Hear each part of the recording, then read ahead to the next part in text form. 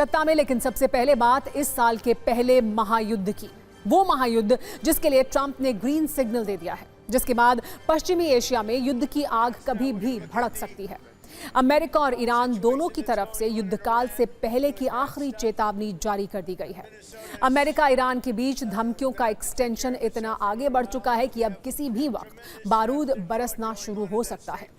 लगातार ये सवाल ट्रेंड कर रहा था कि आखिर ट्रंप खामेनेई के साथ करना क्या चाहते हैं, ईरान में आखिर क्या होने वाला है।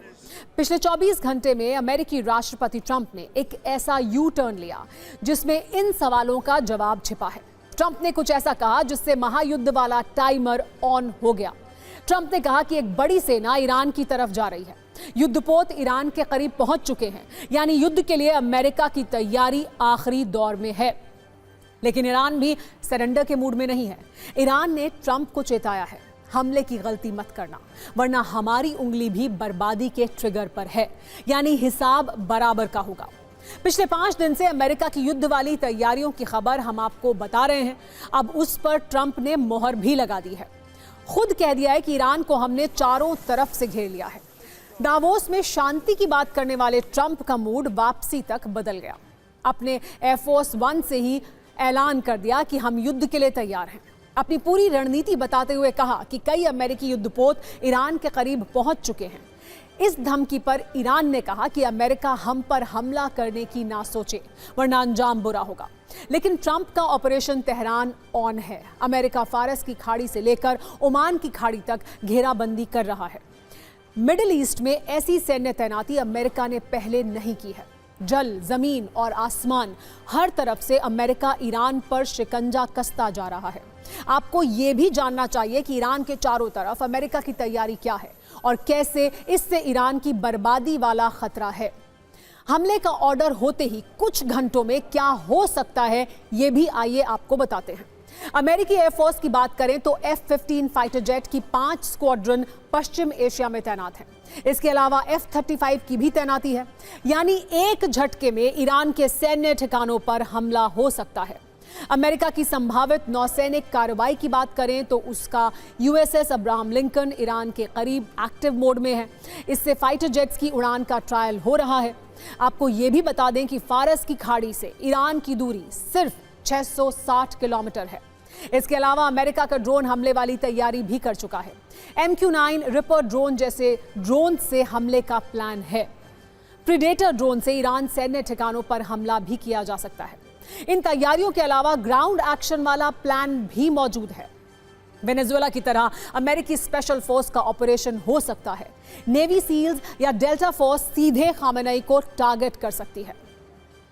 ईरान में पिछले 20 दिन से अमेरिकी एक्शन का इंतजार है, लेकिन ट्रंप या तो खुद कंफ्यूज हैं या फिर ईरान को कंफ्यूजन में रखना चाहते हैं। इसीलिए 20 दिन में 10 अलग अलग बयान दे चुके हैं। 3 जनवरी को वेनेजुएला के बाद अब ईरान की ही बारी है। 12 जनवरी को कहा प्रदर्शनकारी अपना अभियान जारी रखें, अमेरिकी मदद आ रही है। 16 जनवरी को पलटी मारी, कहा ईरान ने फांसी पर रोक लगा दी, इसके लिए धन्यवाद तक कह दिया। 20 जनवरी को फिर यू टर्न लिया, कहा कुछ गड़बड़ हुई तो ईरान को नक्शे से मिटा देंगे।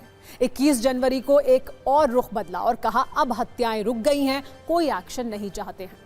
लेकिन 24 घंटे के बाद ही सेना की मूवमेंट वाली जानकारी के साथ फाइनल धमकी लॉन्च कर दी।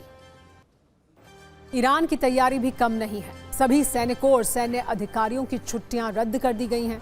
HQ एयर डिफेंस सिस्टम और S-400 एयर डिफेंस सिस्टम तैनात किए गए हैं, जो तेहरान को चीन और रूस से मिले हैं। ये ईरान का एक ऐसा सुरक्षा कवच है जिसकी वजह से ट्रंप अभी तक एक्शन नहीं ले पा रहे, और इसे तैयार किया है खामेनेई के खास कमांडर अली लारिजानी ने।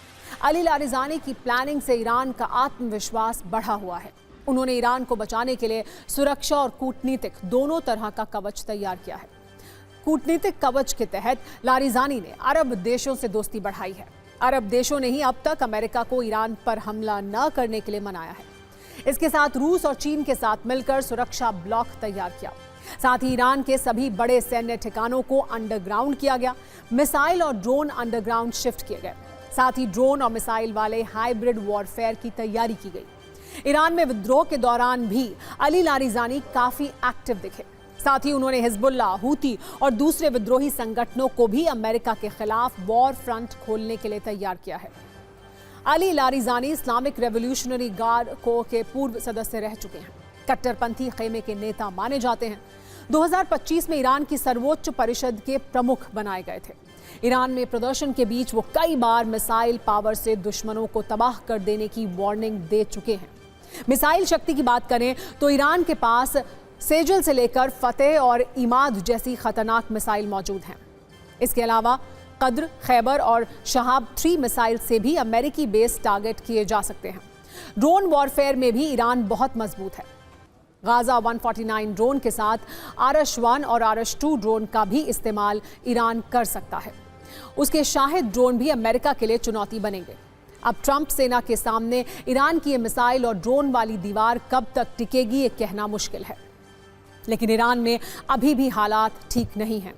हजारों की संख्या में प्रदर्शनकारी सड़कों पर उतर रहे हैं, आगजनी कर रहे हैं। आज भी ऐसे कई वीडियो सामने आए जिसमें गाड़ियों और दुकानों में आग लगाई गई। हिंसक प्रदर्शनकारियों को पहचान करके गोली मारी गई।